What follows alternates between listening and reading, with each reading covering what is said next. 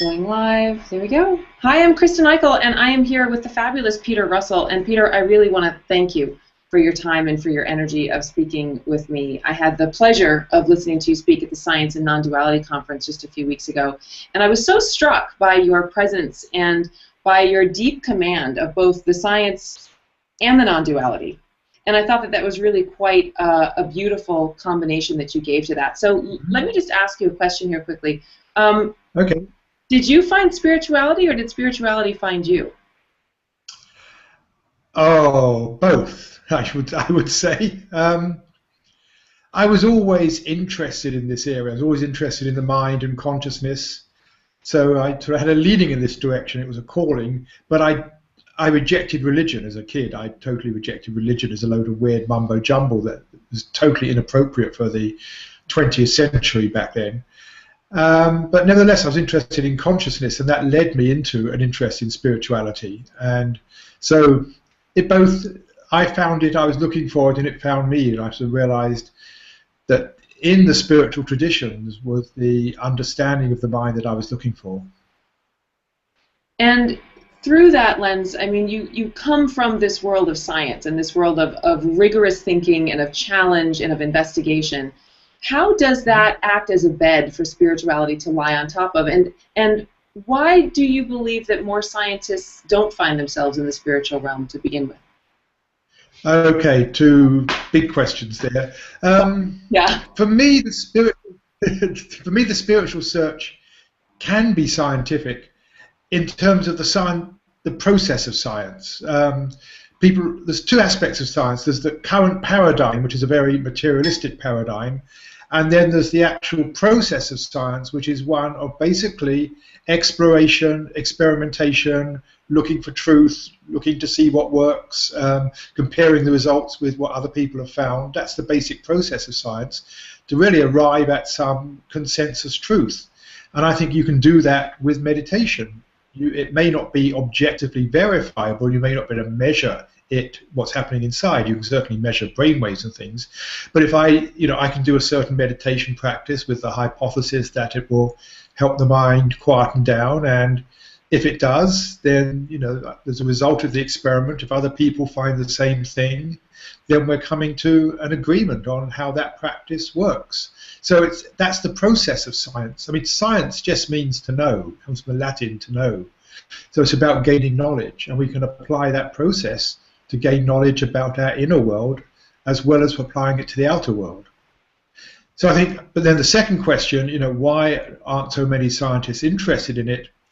I think that's to do with the current paradigm of science, which is the basic model, the belief system it operates in.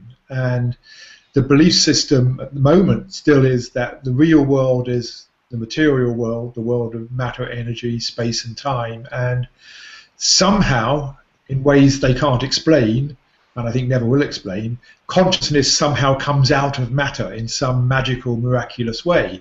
And so consciousness is called an epiphenomenon of matter. It's something which emerges out of matter. So it isn't really important. The universe, our understanding of the universe works perfectly well without including consciousness, until we get into some aspects of quantum physics, when consciousness starts raising its head a little bit. But basically, when it inserts itself in there. It's very troubling when consciousness inserts itself into all that scientific reason. Yes, yes. But it's what's discovered, both the two great revolutions of modern physics, which was Einstein's theory of relativity and quantum physics. In both of those, the observer is important. In relativity, the speed of the observer affects how space and time appear.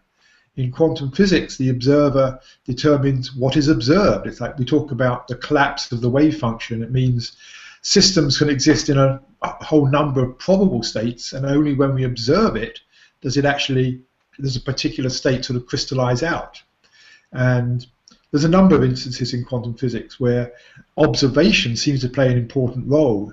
So this is what I find fascinating, is modern physics is pointing to consciousness being really important, and yet we are trying to understand modern physics in a worldview which says consciousness isn't important. It's just something that comes out of the brain. So I think that's one of the reasons why we still don't really understand quantum physics, because we're not including consciousness in the way we look at it.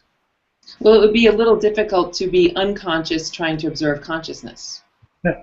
Well, we can never experience being unconscious. We may know there's times when we weren't conscious, but any experience, we are conscious. And the whole of science, well, this is the irony, the whole of science takes place in the mind.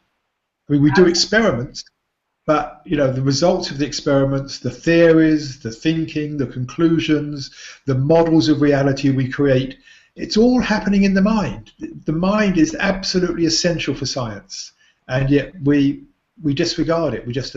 We take it for granted. Well, that's what that's sort of so fascinating in what you're saying, because all of this comes from someone's, I wonder what would happen if I did whatever. And then they create the theory, and then they create this study around to try to see. But it really is coming from that deep imaginative process to say, what if some crazy cockamamie thing were even possible? And then they spin out these fantastic in order to see if it's even possible. It's very much like science fiction when you think about it. Yeah. And I mean, the whole of quantum theory is in the mind. It's all an idea in the mind. The ideas which we play with, the mathematics is the things we do in the mind. It's all in consciousness. Consciousness is absolutely essential for all of it. In fact, for any experience, everything we know, not just science, but all our knowledge of the world, our knowledge of ourselves, just the world we're seeing around us, is all just appearing in consciousness. It's all an experience in consciousness. That's all there is, ultimately, for each of us, is the world we experience, with all its ideas and theories and knowledge and memories.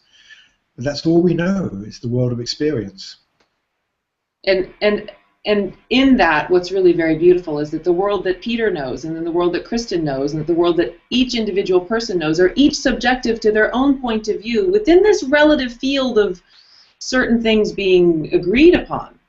And yet we're all picking it up, and we're all just perceiving it in our own light. And we think that there's this consensual reality that we're all a part of, and to a certain degree we are.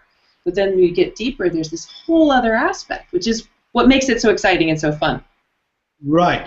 I mean, there must be some consensual reality out there, because we agree that if I walk into a tree, it's going to hurt me, and you walk into the same tree, it's going to hurt you. There's something there.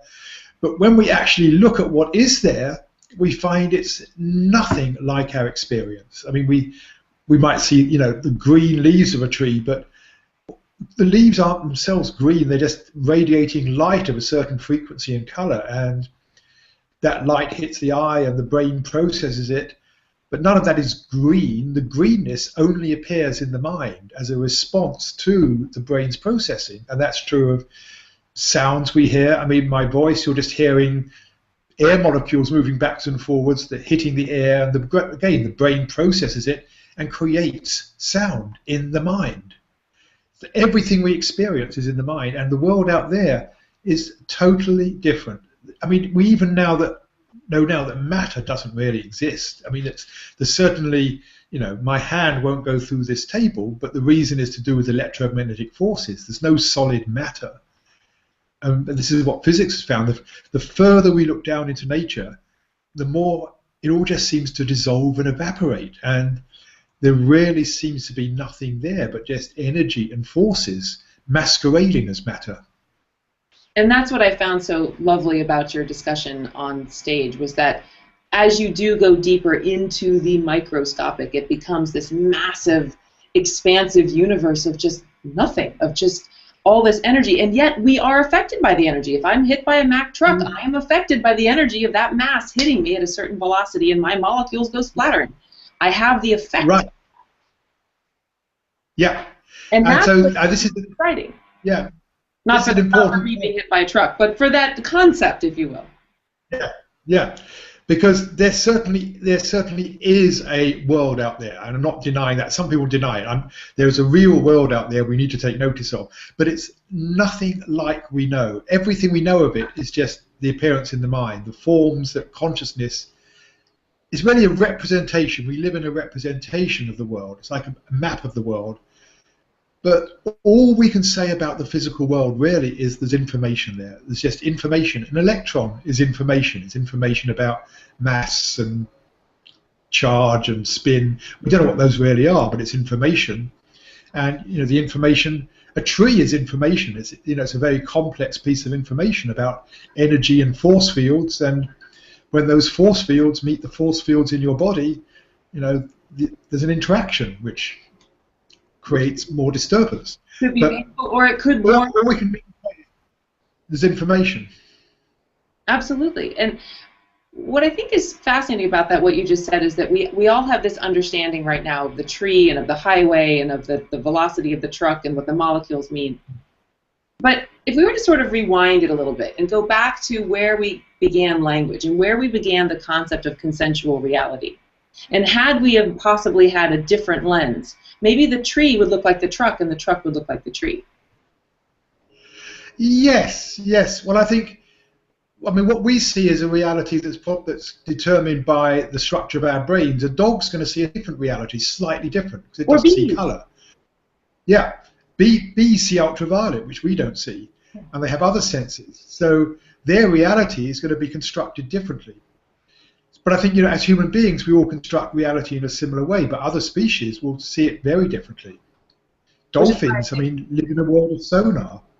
I was just going to say, which is why I think it would be fascinating. My son would like to grow up and become a marine biologist because he would like to learn how to understand dolphins' language. And I'm thinking, wouldn't it be fascinating if my child were the person to understand the dolphins' language and get the mythology from the dolphins' perspective of the creation of the world? What does it look like sonically versus visually?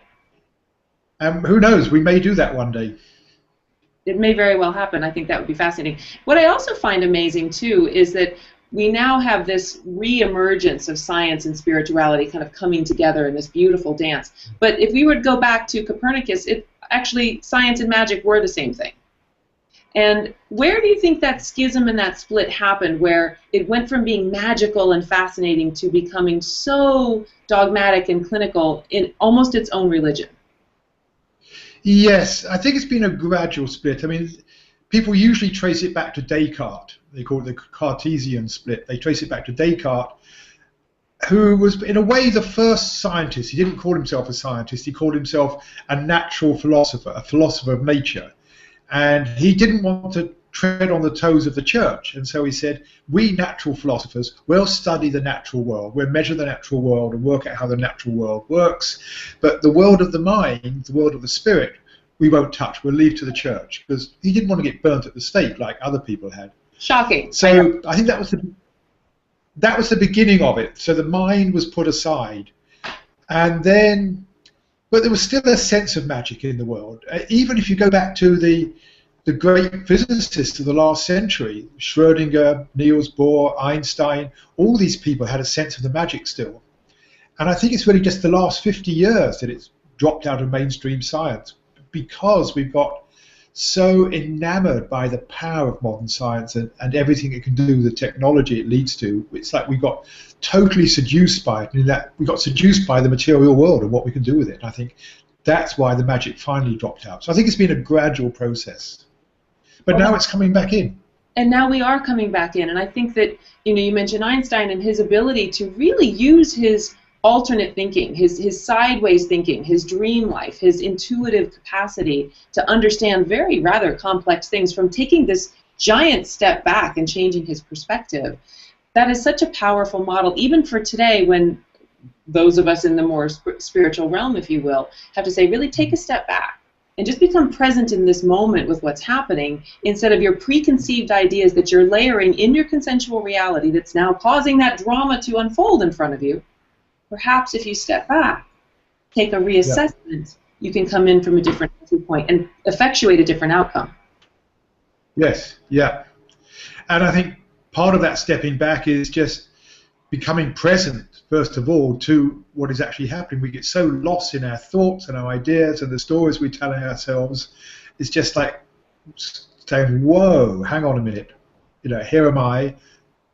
I am the one experiencing this world. And for a moment, I just got totally lost in this whole story.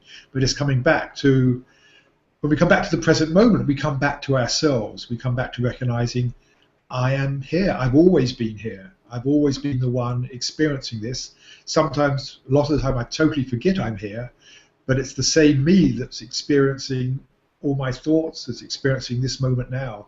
And that's the fundamental stepping back. And then from there, we have much more of a choice about how we see things. Rather than being caught by our history and our programming, we can make a conscious choice about how we see things. What would you say has been the most surprising thing that you've discovered within yourself in this journey? Oh, it's interesting. I think how easy it gets. It gets easier and easier and easier. When I first started, I was reading all these, obscure spiritual texts, and it was this huge expedition through life, discovering oneself and whatever it was, and meditating. And maybe after years or lifetimes of practice, you might get some glimmer of the truth. And I think what's happened over my life, and I know a lot of other people feel the same way, it just gets simpler and simpler and simpler and simpler. It just gets easier and easier. I think that's the surprising thing, because I wasn't expecting that. So there could be two ways of looking with this, obviously more than that, but one is that it's easier because now you have the momentum of all that understanding behind you, which allows you to leapfrog into deeper understandings quicker. So that's one possibility. But the other possibility, which is more kind of akin to myself, because I know you began this journey in the early 70s of your consciousness, awareness, and awakening, right? Yes. Yes. So there is definitely an energetic difference now between 1974 and 2014. I began my journey in the 80s and the early 90s, and even then to now, I can see this massive shift in how consciousness is explained, how it's understood, and the energetics that is actually held in the populace, which is very different from what was held 10 years ago. Yes. I think both of those are part of it, and I think there's several things all coming together. Yes, I mean, my understanding of it has certainly improved. So my practice, it's all been fine-tuned. But yes, we are living in very different times as well. I mean, the whole social cultural ambience around this has totally changed. I mean, when I started, yoga was like a weird thing to do, and meditation was even weirder. And I was actually in the 70s, I started teaching meditation in corporations, and they made me promise never to tell anybody what I was doing. Now you get people like Google very proud that they're investigating meditation. They want everybody to know about it. I mean, that's how much things have changed. And it's just, there's something in the air, it's just there, and that makes it so much more acceptable. And then there's, the point I was making earlier, that I think I made it more complex in my mind. I brought a lot of trappings to it, a lot of furniture around it, and gradually it's like stripping all this away and getting down to the essence. And I think the essence is in itself just very simple. We complicate it. I think you're true. You're absolutely right. I think we do. I think we complicate things because we're always looking to find a deeper meaning. We extrapolate in our mind, and we kind of do look to make it harder. I think we just like solving problems on some level. So perhaps that's it too. But also, this may go into what you were saying before, talking about our consensual reality. Our consensual reality now is of such a fabric or a timbre or a frequency that my children are going to grow up with this, and of course, well, not just my children because I'm a yogi, so of course for them, but in general for children, that there's a different sense of normalcy about people who think of these things and speak of these things, and TV shows devoted to it, and all of this philosophy and classes, everywhere. What about? I also have the feeling, and I'm interested in your perspective, I feel like there's a different level of information that's actually being allowed to be understood, if you will, at this time. Do you know what I mean by that? Give me an example of what you're pointing to. So, for example, coming from the yogic perspective, there's been thousands of years of writings and of practice and of teachings based upon a particular mindset and a particular energetic that was important and relevant in the age of the Piscean, if you will. And then coming into more of the Aquarian, it is a different schism. And so perhaps we have access to different information based upon this timeline that simply was not appropriate 2,000 years ago. Yes, yes, yes, I think so. Yes, I think that's part of the change. I think that's because we're open to it much more. Our whole paradigm about life is changing. What's important? We come out. Just think where we were, 50, 60 years ago, coming out of the Second World War.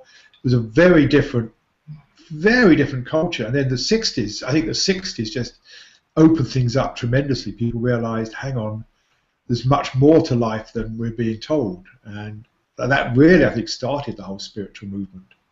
Well, of course. Well, it didn't start. It started the current Renaissance, exactly. Which is very interesting. It's a global Renaissance now. There's never been a global spiritual Renaissance before. There's been little ones with teachers, little pockets of Renaissance, but today it's a global phenomenon, thanks to the internet, amongst many other things, and books and videos, and people being able to travel. So where would you say sort of the hot spot of this global renaissance of spirituality is located, or do you think it's located in any particular place? That's difficult to say. I mean, there's certainly areas where there's more teachers hanging out, more people practicing. I mean, certainly the Western world, the developed world, and places like countries like the USA, Germany, England, Holland, those places tend to stand out. Australia, New Zealand as places where there's more interest. And even then, you can find, within the USA, there's, California, maybe an areas around the East Coast and odd pockets here and there. I'm thinking of, Colorado and places. So, but that's just because people have gathered there, and that's all it is. It's like, if you're interested in movies, you go to LA. If you're interested in publishing, go to New York. If you're interested in consciousness studies, go to San Francisco. It's just that's where people have gathered. Well, interestingly, so I'm looking now from that perspective of the Earth consciousness and the Earth's magnetics and vibratory. So I don't think it's a surprise or a mistake that people tend to congregate in certain places, like Boulder or Sedona or San Francisco or Miami even, for example. You congregate there because that particular frequency calls you and it speaks to you, and you wish to be a part of that zeitgeist, or the polar opposite of that zeitgeist in order to help balance it, perhaps one or the other, I don't know. Yeah. What do you think about that sense of the consciousness on the planet itself and how it's reflected through the populace looking back into it? It's not something I've really explored. I don't really feel I can say much about it. I mean, there certainly is the phenomenon this is happening, but I don't know so much about, planetary energies and such. What would you say about that sort of holdover of the shamanic practices, those deep pockets that we still have in Africa or South America, or even in indigenous America and other smaller pockets in indigenous Europe, but where they still hold to the older practices? How do you think that that's relevant in this new spirituality? I think there's great wisdom there. The challenge is it comes in a very different form than our Western culture. And so it's easy to sort of poo-poo it and reject it because it's a much more sort of, not mystical, but it's a much more magical feel to it. But I think what you have there is people who've evolved understanding over thousands, tens of thousands of years that's evolved. So I think it's something we really need to listen to and explore, definitely. I love that the national spirituality of Mongolia is shamanism. I mean, it's really quite fantastic when you think about that. Yeah. As much as anything else. So one quick question here. Where do you see your next frontier becoming? What is on the horizon for you? What is that thing that kind of is bubbling up inside of you that you can feel coming but you don't have a name for? What is that next horizon for you as the scientist on this spiritual journey? What is that for you? I think there's several things. Probably the thing I'm most interested in at the moment is how the separate self arises in consciousness. How that sense of a me here and the world out there, how that arises, because that seems absolutely fundamental, because so much, I think, of what goes wrong in the world, just whether it's on a global level or in our personal lives, comes from having this sense of a separate self, what we call the ego, which gets us locked up into so much dysfunctional thinking and behavior. And that's not to say it's bad. I mean, it has a role there. It's actually, the ego is trying to help us survive. It's an ally. It's trying to help us. It's just a lot of the time it's actually not necessary and is off track.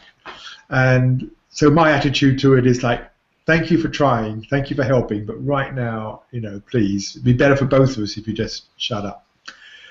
I'm interested in how that arises out of our survival programming, particularly how the attention gets focused into the doing mode, which creates this sense of separate self. And because I think if we can understand that, then we can understand how to allow it to dissolve again. So I don't think it's a fixed structure. I think it's something which is continually being created, and so we can continually or repeatedly dissolve it again. And I think that leads to some fascinating new approaches to spiritual practice. I think it's also a tricky one too, because there you have the ego being examined by another aspect of the ego. So yeah. Tricky.